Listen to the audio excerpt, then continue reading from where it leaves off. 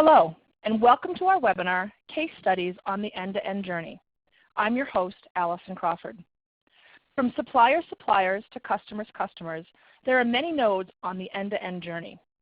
There is both an art and a science to optimizing this journey, and in this panel webinar, we'll hear real-life examples from experts about how to improve the flow of the supply chain. You'll then be able to apply their lessons learned to accelerate the success of your operations. Before I hand this over to Laura and the rest of the panel, there are a few things I want to cover with you. First, we're recording today's session and we'll post it to our on-demand webpage. You can visit our website to listen to this recording or any of the others that we've posted. Additionally, we'll send out the slides to all attendees within 24 hours of the conclusion of the presentation. We encourage you to share these slides with others in your organization, and if you have questions, feel free to reach out to Laura or myself to set up a private discussion. We also want to hear your questions about the findings. Please post the Q&A or chat function to the left of your screen at any time throughout the presentation. We've left time at the end of the webinar to address all of your questions. Finally, we will be live tweeting the webinar, so if you'd like to join in the social media conversation, you can use the hashtag SCIWebinar and @SCI Insights LLC during the event. With that, let me introduce your panel. First up is Frank Vorath, who has over 18 years of international supply chain and logistics experience delivering solutions for automotive and multi-industrial companies. Frank has been involved in the development and execution of global strategies, change management programs, supply chain solutions and network design, global key account management, and supply chain project management. He worked for 14 years with UTI and 3.5 years with DHL in various leadership roles before joining Johnson Controls in 2015. We're also joined by Keith Nash, Vice President of Process and Technology at Lennox Industries for the residential business unit within Lennox International. Lennox Residential is a premier supplier of high-quality, innovative products in the indoor air comfort and quality industry. Prior to Lennox, Mr. Nash was a specialist leader in the strategy and operations practice for Deloitte Consulting. And finally, your host, Laura Cesari, founder of Supply Chain Insights. As an enterprise strategist, Laura focuses on the changing face of enterprise technologies. Her research is designed for the early adopter seeking first mover advantage. She comes to the stage with over 40 years of diverse supply chain experience. So Laura, we have a lot to cover, great panelists, so I'm not going to take any more time. I'd like to pass this over to you to get started with the presentation. Awesome. Thank you so much, Allison, and we want to welcome everyone to our webinar today. As Allison had said, we will be posting the webinar on SlideShare for everyone to share. We believe in sharing research openly. We want to really drive a different level of discussion. And I'm going to spend 10 minutes just setting the stage, and then each of our panelists will present their case studies. And one of the things that we find is that while companies say they're driving an end-to-end strategy, they look very, very different. And what we want to do today is use our research as a tapestry to really spark this discussion. So many companies will say that they want to drive supply chain excellence. And so when I ask people what is excellence, they will look at me kind of funny like, isn't it obvious what excellence is? But one of the things we're studying is how are industries basically moving towards a cost to a value agenda. The traditional supply chain has been all about cost. And as we try to drive value, one of the things we're tracking is how have the industries actually changed? And this is a slide where we contrast 2006 to 2015, looking at the dynamics of each of the industries. And the way to look at this slide is that the number of, let's say, 12% operating margin for retail apparel is the average for the period of time of 2006 to 2015. But if we look at the difference in 2006, which was the pre-recessionary year, and 2015, which are the latest results, you can see that the retail industry has actually gone down 5% comparing 2006 to 2015. So the red changes represent that we're going backwards in the supply chain on these particular metrics. And people that follow our work know that we're studying how this nonlinear complex system called the supply chain is evolving. And one of the things that happens as we move from an industry perspective to a value chain perspective is we're looking at how do value chains, so for example the consumer value chain of retail to beverage to CPG to packaging suppliers, how is that evolving? Or how is the automotive supply chain that Frank is working on, how is that evolving? And we're tracking these trends. And the reason why end-to-end is so important is you can see that in most of these metrics across industries, we are not making progress. And when we look at the metaphors that supply chain leaders use, this is from some of our recent research, we find that companies see their supply chains as tactical and cautious and room for improvement, and what they want are supply chains that are faster and more aligned and global. But yet the supply chain is still pretty young. The average supply chain organization has only had an organization for 15 years. And we find that when companies have more functions, particularly manufacturing, reporting through supply chain, that they're able to make faster results on the metrics that matter. Now, many companies will have a supply chain center of excellence that's driving this value chain discussion, and we find that, in our research, it'll either be a third to 45% of companies, but very few companies are able to actually have a supply chain center of excellence that's effective. And one of the issues is that things like value need to be defined, and things like end-to-end need to be defined, and it requires careful definition. So one of our obstacles is that the supply chain is now a value network. It's not a supply chain anymore. We're doing more outsourcing. And so you can see from this recent research that 32% of manufacturing on average is outsourced and 48% of logistics is outsourced. But when we look at supply chain visibility, which is an element, we see that most people have automated manufacturing. And so when we look at what's important versus current performance, you can see that they're tight, very aligned visibility between importance and performance in manufacturing.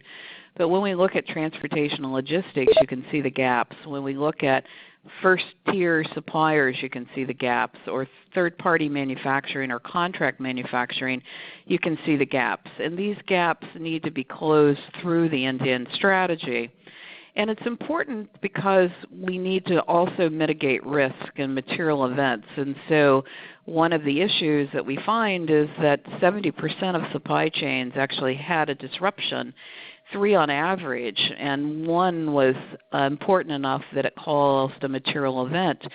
So we've got to run the balance sheet, but we've also got to mitigate risk. And when we look at the risk issues, it runs the gamut from anything like a weather event to the port issues that we're experiencing. And so these are the events that happened in the value chain for 2010 to 2015 and the degree of impact. And you can see that while we think about risk management and we think about connectivity between trading partners and we want to mitigate risk of really horrible natural events, that the government intervention and the ports are growing in importance. And as we think about value chains and we think about growing value chains and we think about building end-to-end strategies, the question is, how do we align across industries to drive more value? What is value?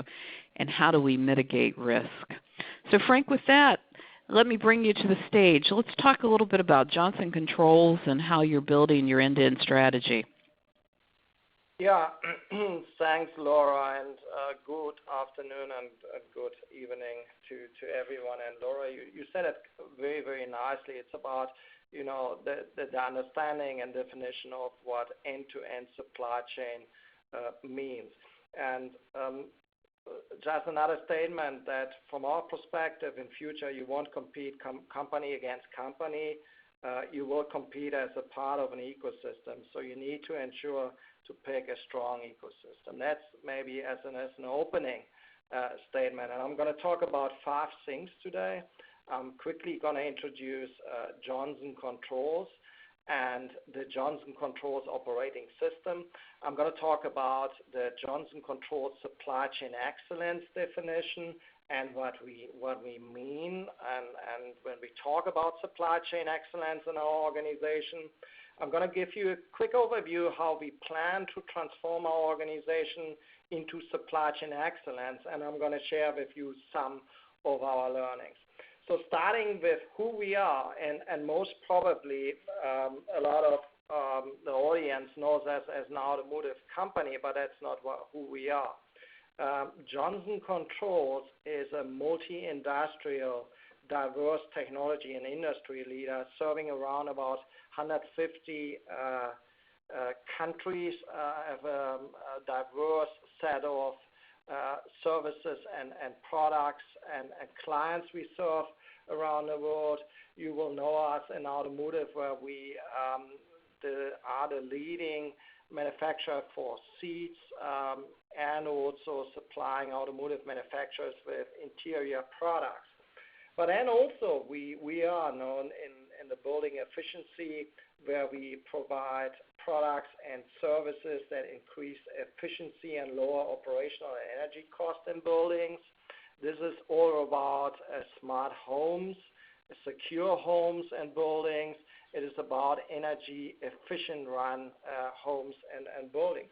And then lastly, you most probably know us also for Power Solutions, and where we provide products and systems in a way of supplying car batteries to manufacturers as well as also energy storage solutions. Overall, we transforming our organization into an organization which can provide products, services, and also is heavily investing into the Internet of Things to really provide a complete set of products, portfolios, services in a system, and also looking into providing the data analytics to actually provide incremental value for our customers. So on the next slide, I'm going to talk to you about the Johnson Controls operating system. So the Johnson Controls operating system has 8 elements aiming to become the most operational capable company in the world. And as you can see there, the elements of the operating systems are manufacturing, supply chain, engineering, marketing, and sales and procurement, supported by business systems, leader-led, and functional excellence. It is the Johnson Controls standardized enterprise approach and has a span in all areas of our business. It's built on a set of common, consistent, repeatable processes and will leverage best practices. That is to increase speed and agility, and supply chain is a key element of the Johnson Controls operating system, which will enable us to become the most operational capable company in the world. Operational excellence means to us to focus on improving our customer service level with the aim to provide a world-class end-to-end experience, which means that's the outcome, but also lowering our total costs best in class and being highly responsive, agile, and efficient. So now what's supply chain excellence? And that means different things for different organizations. What it means for us, it's our journey to achieving a world-class supply chain by improving the people processes, technology capabilities, and big data that support and enable our end-to-end supply chain capabilities to drive world-class end-to-end customer experiences and business results. Let me explain that to you a little bit. The maximum of value within supply chains can be created by focusing on the 40-40-20 rule, which means the focus is on 40% people skills, mindset and behavior and actions, 40% on technology, systems, and end-to-end supply chain metrics, and 20% on asset infrastructure. The role we take from a supply chain perspective is to design, configure, integrate, and optimize our end-to-end supply chain networks and wider supply chain relationships in a way that it has the capacity to deliver an array of proactive supply chain responses that align with the dominant customer buying behaviors. So now on the next slide, you're actually going to see our foundations and principles as an organization when we talk about supply chain excellence. And they are based on the same foundation as our Johnson Controls manufacturing system and has 8 supply chain excellence principles. You see them in the middle part. And we kept that very simple of saying we have 3 really core elements talking about supply chain strategy, supply chain planning, supply chain execution, supported by enabling principles, which are supply chain integration and collaboration, supply chain technology and system, supply chain performance enablers, supply chain compliance, and empowered people. The outcome is linked to our enterprise goal, which is to become the most operational capable company in the world. On the next slide, you get now a better understanding of our Johnson Controls supply chain excellence systems. You see that we base that on 3 important layers, which are our strategic differentiation, our capabilities, and our systems and processes. See also on the strategic differentiation that we take our supply chain maturity model, which we customize and taking a part of our journey to determine what great looks like. We building the people skills element into that by accomplishing the building of capabilities through our supply chain academy, and we bring the element into performance enablers, the assessment methodology, and to be able to make deliberate business choices. On the next slide, you're going to see our supply chain maturity model, which are based on the 8 principles which I've mentioned before and 27 objectives, which are embedded with key performance indicators because metrics and end-to-end metrics plays an important role. Laura spoke about that you need to tie metrics to process, to measure and manage your business, to be able to make the right decisions in your business. And that's exactly what we are doing by actually having the maturity model, which is a part of an overall transformation where we assessing our current as is, having a clear defined outcome, which are linked to 5 maturity stages, which we are linking to roadmaps and action plans and transforming our entire organization by looking in defining our supply chains, prioritizing within of our supply chains, and transforming them accordingly. I said in the beginning of my presentation that I would share some learnings with you. So we're coming to that point now. So important is that you really look into when you take your organization through supply chains from 3 levels on an operational, technical, and strategic level, so that you really have a strategy, a vision, a plan, and that you have enough resources assigned to really execute on your plan. But you need to look also in combination of a lot of things and prioritizing them and looking into process. You have to look into your technology and having an understanding of your endpoint to develop your enterprise technology blueprint and looking from a functionality and also from the integration and collaboration point of view. You have to look into metrics. You have to understand the dependency in your end-to-end supply chain network and what metrics does and doesn't do for you and what trade-off decisions you have to make as an organization. You have to bring in the people skills elements into that because it doesn't work without actually helping your people to understand why they should change and what is in for them and how you help them to change.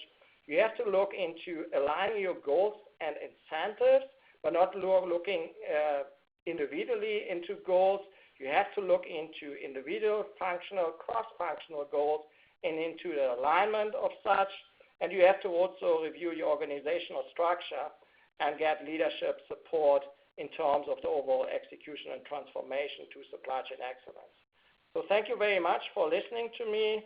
I don't know, Laura, back to you.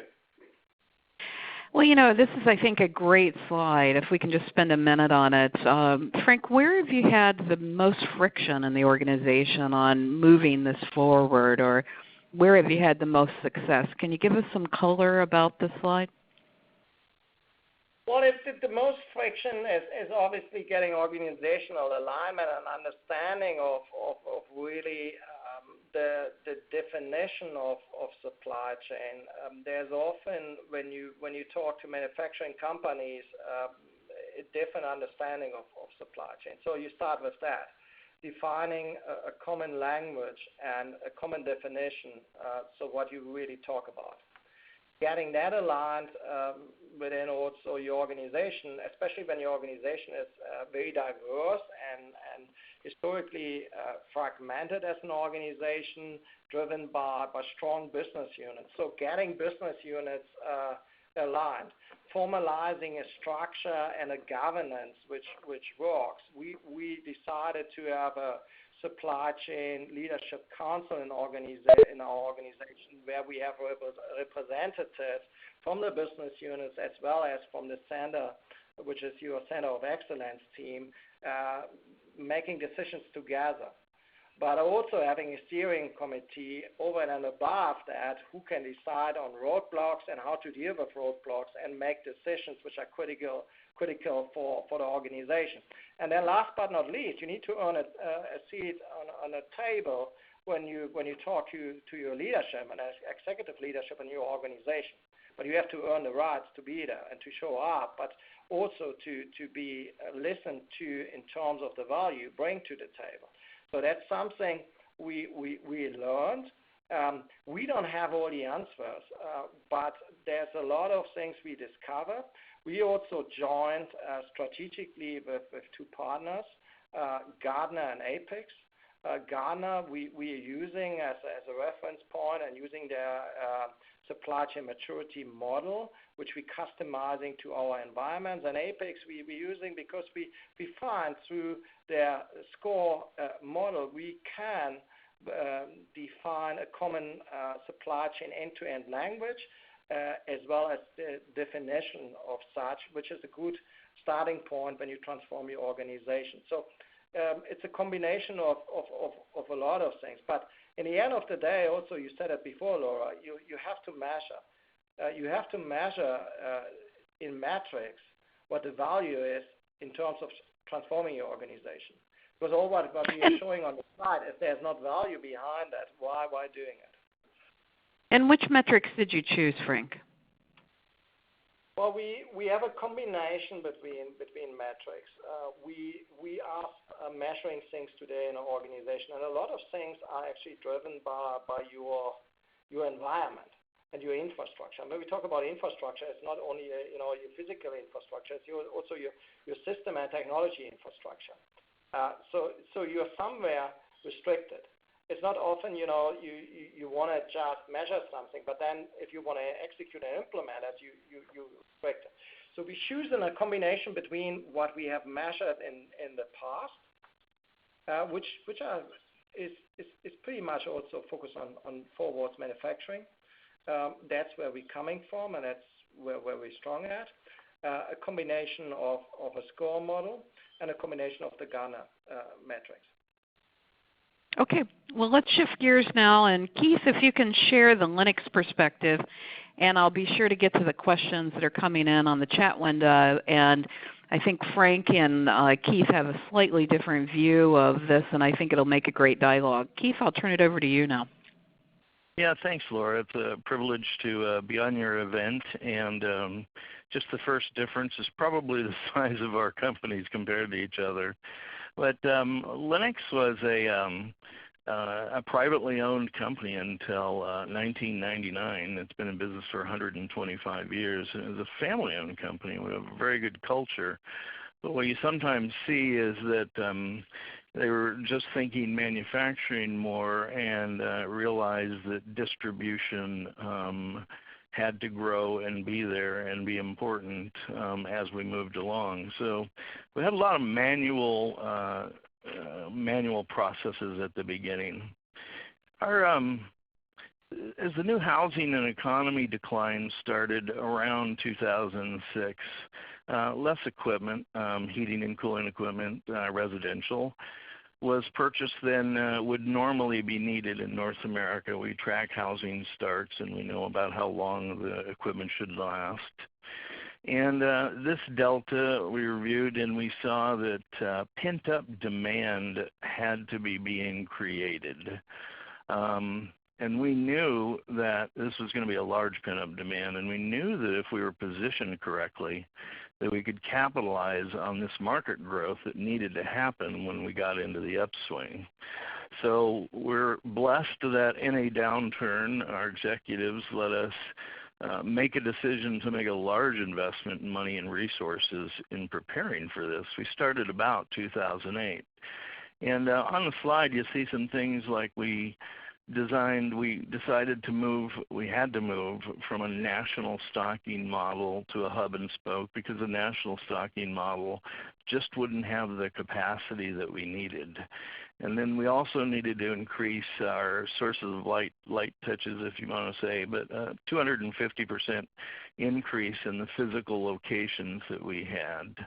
And that meant getting, we're well over 1.3 million SKU locations that we have to manage the inventory in. And we knew that we were nowhere near where we needed to be for product availability targets. For our industry, there was low expectations, and so we met them all. And then we carry a huge amount of service parts, and we support the equipment for 15 years. So there can be, as it goes towards the end of life and even in the beginning of life, highly variable independent demand. And as you would expect in heating and cooling, we have quite a bit of seasonality. That's probably one of our biggest drivers, along with housing starts, of how we forecast. And we like to have a fresh product line. We had many new product introductions planned. Right now we're at about 40% of our product we're selling this year has only been in the line in the last 3 years, our vitality index, as you call it. So we were looking at this thinking, oh my gosh, we have a lot to do, and we just realized we just have to change everything in the supply chain, and started going after it. The next slide, I'd show you a little bit between 2008 and 15, and you can see on the left, basically the residential business is supplied by 3 factories, and then it went out to 66 locations from there. Those were generally kind of independent P&Ls. They had been that way for 30, 40 years. There was little finished goods supply coming in from any low-cost countries. Everything flowed through the national DCs in Iowa. We had one for finished goods, one for parts. Even if a filter was manufactured in Texas, it would go up to Iowa and then back to Texas to be distributed. So probably wasn't efficient. And our service level, we could only hit about 35% of our demand the next morning. We were in our maturity in this industry was not that you had to have it next morning. But in 2008, we did realize that that would be changing as the years moved ahead. In 15, now we have 9 regional distribution centers in North America that receive shipments direct. We have 3 offshore product lines coming in. Our 66 stores have grown to 210, and we're moving to 330 as our current target. Our supply chain can reach 95% of the demand base the next morning, 98% next day. We do have there's no arrows showing there, but people in the middle of Montana, and we don't try and hit all that by the next morning. And what's really surprising is we'd only thought we'd only go to 50% same day, but last year we had to serve 70% of our demand same day. Many of it 2 hours to 4 hour delivery. required in their hands within 4 hours, which in our industry for equipment is kind of unheard of, but we're having fun doing it.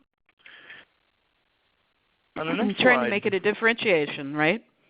Yeah, absolutely. We figured, the bar was low, somewhat low, and that if we could do some of the basics real well, it would differentiate us. We have our own distribution, which most of the other manufacturers do not.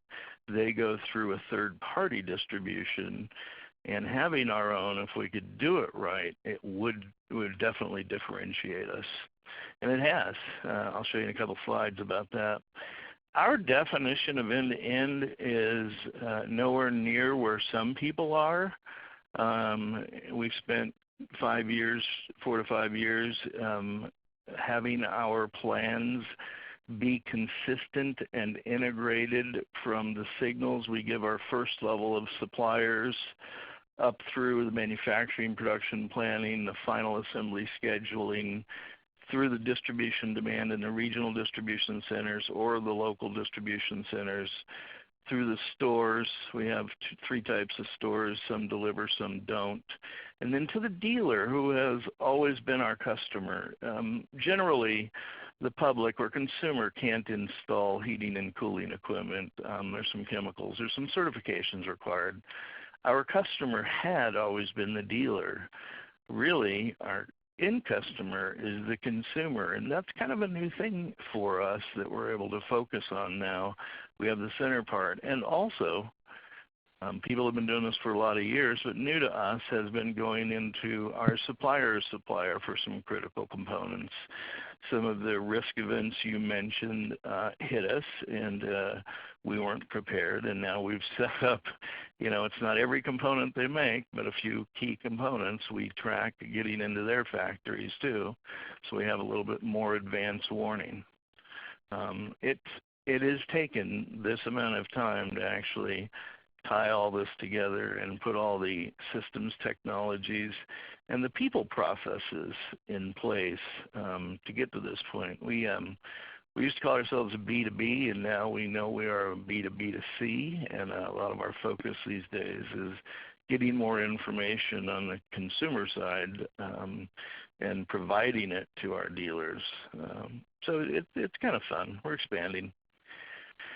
I won't bore you with the slide.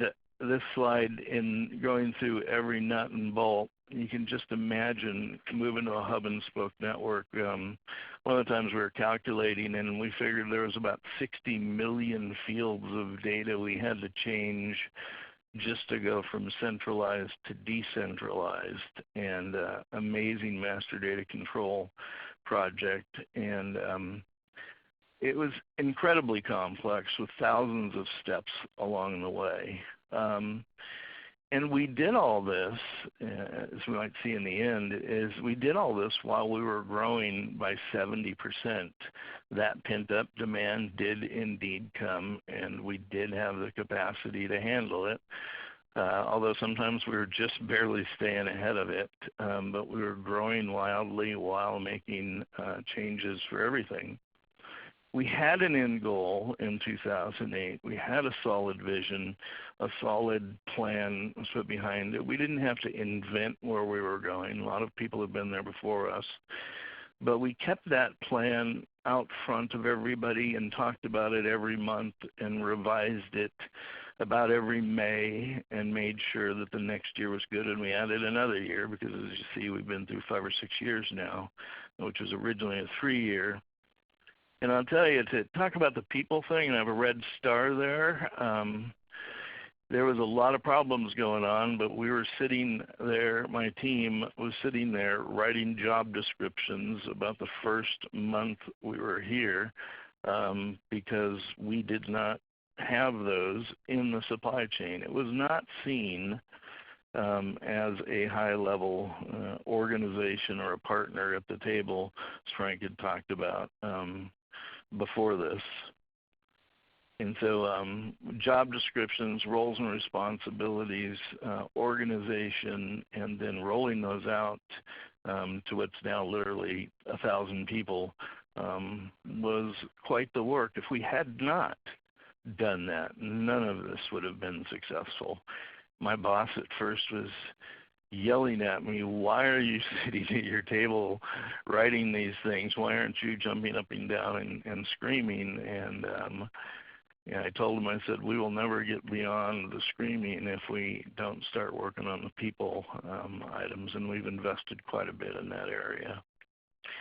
You can see a lot of years, a lot of projects, and a lot of things that went on. And it really, it's like a double root canal, but after we got through the really painful couple of years, we've had some pretty good results.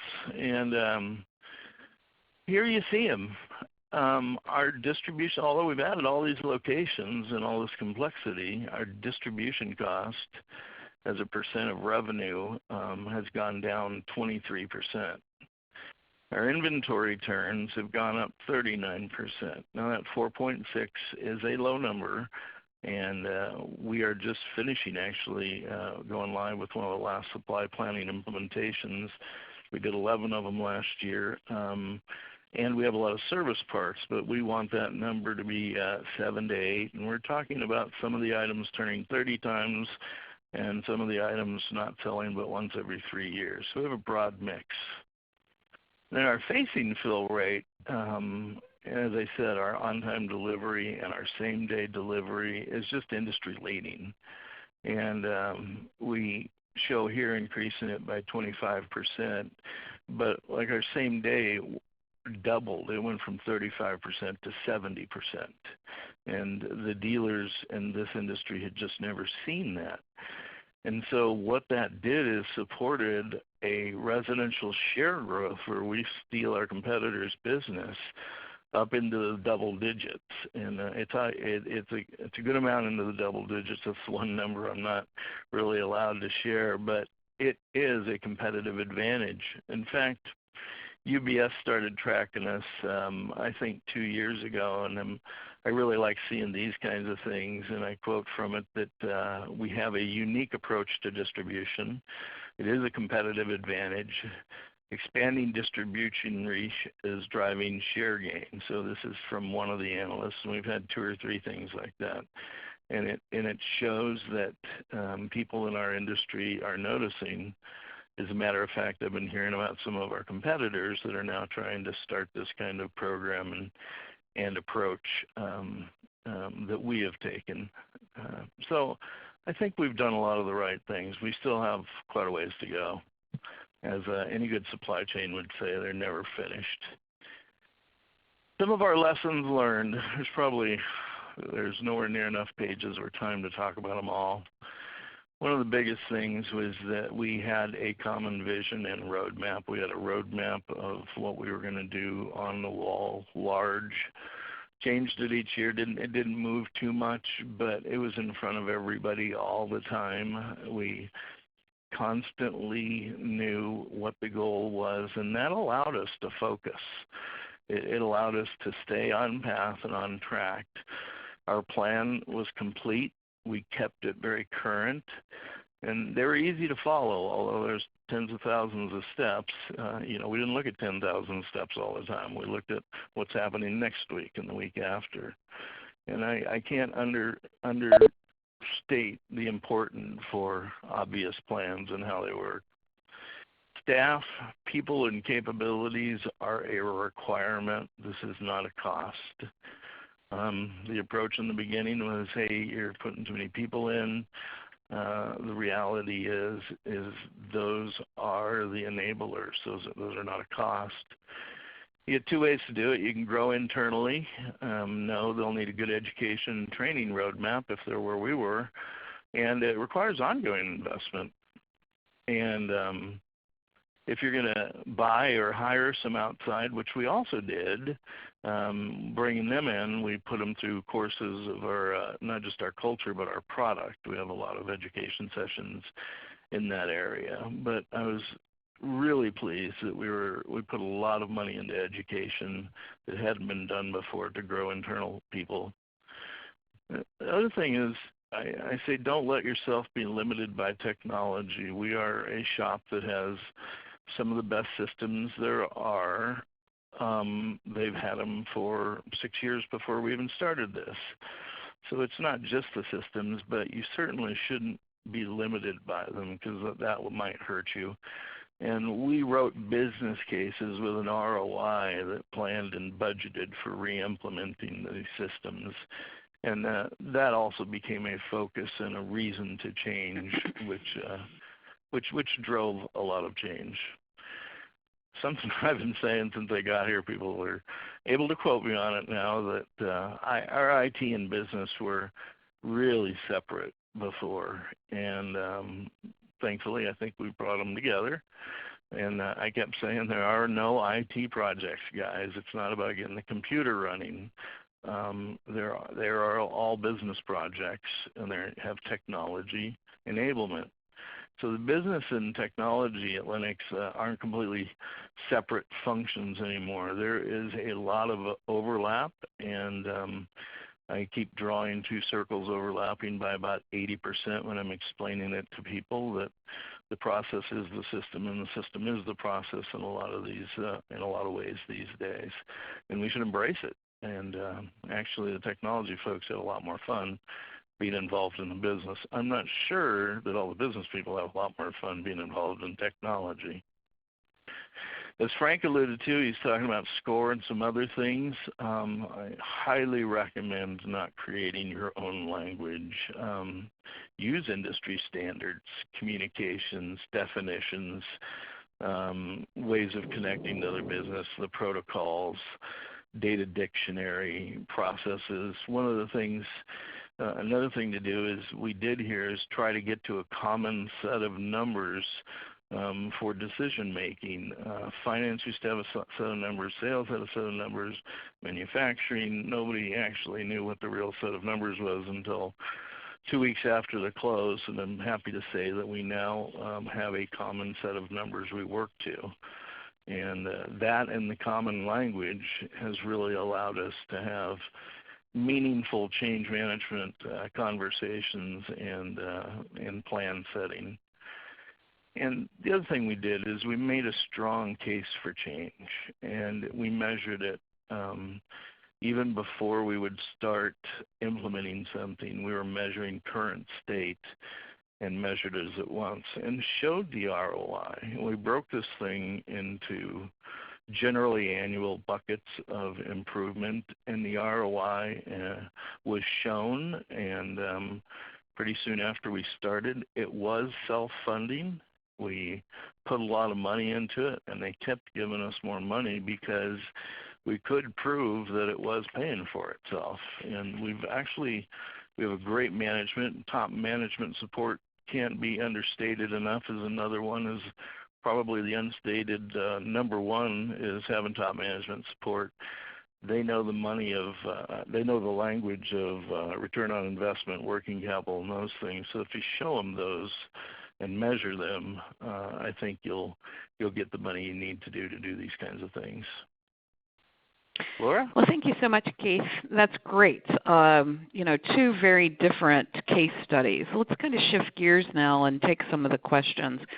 So, Frank, one of the questions is, where are you on a scale 1 to 10 on maturity against your goal? With 1 being you're just starting and 10 being you're done. Where would you say you are against your journey? Well, thanks, Laura, for the question. Let's look into what we know and what we don't know. I mean, the one is really, when you look in the mirror and you think you're great, and the other one is really combining the outside into the organization and really taking a candid view on things. So what we did is not, what we believe about ourselves, just how great we are or not so great. Is we're using a proven model, and we're using the Gartner maturity model. So the Gartner maturity model is looking into 5 stages, 1 being the lowest, 5 being the highest, with being distinguished. So based on that evaluation of Gartner, and this is not what we believe at Johnson Controls, we're sitting on a level between 1.5 and 2 in terms of maturity across our whole end-to-end supply chain. that means we have to really invest a lot of our time, effort, resources into that transformation. So therefore, all what you have seen before is our strategic plan to actually move to a minimum of level 3. And anything beyond that, it becomes a deliberate choice. And that choice is dictated by our overall arching business strategy. And that can be very different by supply chain, and also very different by the market, or very different by the customer or product, in a way how we would compete in a specific marketplace. So we are, to give you an answer, between 1.5 and 2. We're aiming to get to 3, and anything beyond is really a choice which we actually looking at together with our business leaders to making then a clear decision on when and how and where we want to be. Great. Keith, now if I took the same question and I ask you, where are you on a scale 1 to 10 against your vision? 1 being you're just started and 10 being you're done. Where do you think you are on this journey? I like Frank, I do have some external benchmarks we use, and some that I've recently got from reading your book also, but we actually measure it against our competition and how we're doing for our customers. In fact, we're doing a voice of the customer right now. We are better than most all of our competitors in our supply chain because we own it. We now have the goal and challenge over the next couple of years to being the number 1 HVAC distribution across North America, and that's for every geography. And we're following wholesale distribution. We do have a set of metrics, 1 through 5. In some areas we're 5, and in some areas we're down in 1. I would like to say inventory turns were nowhere near where we need to be. Our forecasting process is probably at a 4.5 to 5. Our S&OP process is probably in 4 to 5. We're going to a real-time one coming up at the end of this quarter. So different areas. I would say we're between 60 and 70% getting to that number 1 spot and being, a 9. And then I would just tell you that as soon as you set a goal, we'll set a new one the next year anyway. So 10, That's right. 10's It's evolving. an infinite number. Yeah, 10's an infinite number. So. Well, the great thing, though, about your case study, Keith, is that you've established a definitive ROI. How did that happen? Was that something that happened over time, or is it something that your leadership team believed in? Yeah, business cases are very important. I did come from outside this industry and had worked with business cases. Rather than emotion, facts and figures, I've always found to work a lot better. So we wrote business cases that had ROI, time to value, different metrics in them. And then I think we were one of the first groups to ever fill out the page on the CapEx form that measured ourselves against that business case. But having those numbers outside my door, on the wall, outside everybody's cube, they have a set of metrics that they're tracking, and these metrics are flowed down throughout the 1,000-person organization. That's just proved to be the most important, probably one of the most important things we did besides people, is show them that you are improving. Let's keep this going. This is a lot of fun. Great. Well, we're going to have to close now. Frank, any short tidbits that you would share that, for people that are going on an end-to-end journey? Yeah. Like I said before, really start with defining what supply chain means end-to-end, get organizational alignment done, earn your right, have a seat at the table, and then drive it, like Keith was saying, with really linking metrics to value and showing the value of your transformation on an ongoing basis. But also make sure that your organization understands that that's a moving target, because excellence is going to look differently today than it will look in 5 years from now.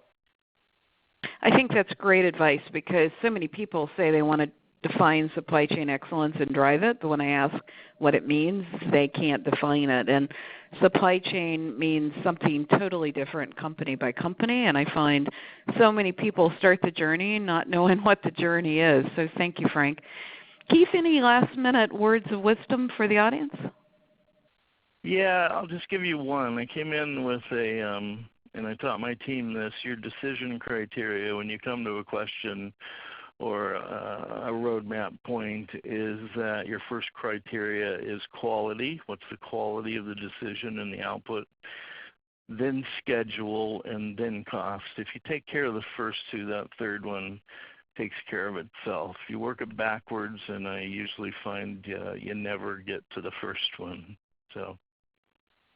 Yeah, I think that's also great advice. So we at Supply Chain Insights are building for our global summit in September 6th through the 9th at the Phoenician.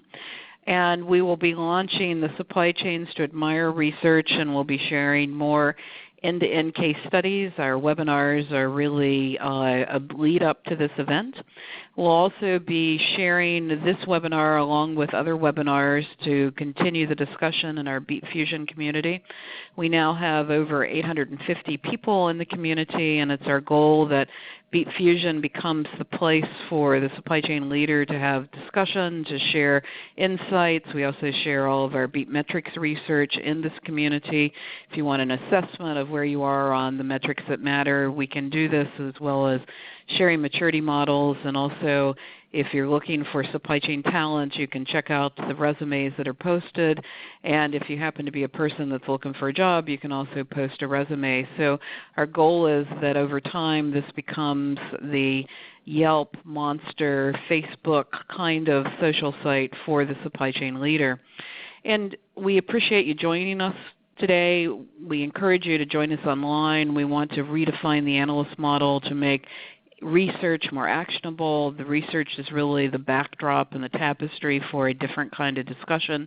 These are the ways that you can engage us online. You can follow us on Twitter, and you can join us as our live event.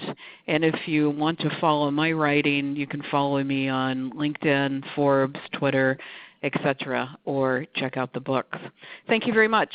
Thank you, Frank, and thank you, Keith. And Allison, I'll turn it back to you. Great. Thanks, Laura. And I want to thank everyone that joined us today.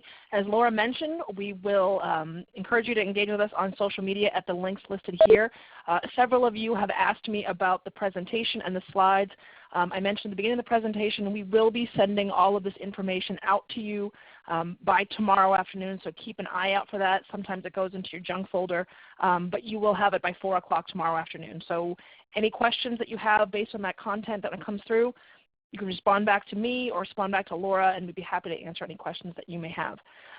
Thanks again, everyone, for your time, and we look forward to seeing you on another webinar we're doing on the 13th of April on the autonomous journey, the autonomous supply chain. We'll be talking about things like robotics and 3D printing and the like. So stay tuned for that, and we all look forward to seeing you guys both at our next webinar as well as the summit in September at the Phoenician.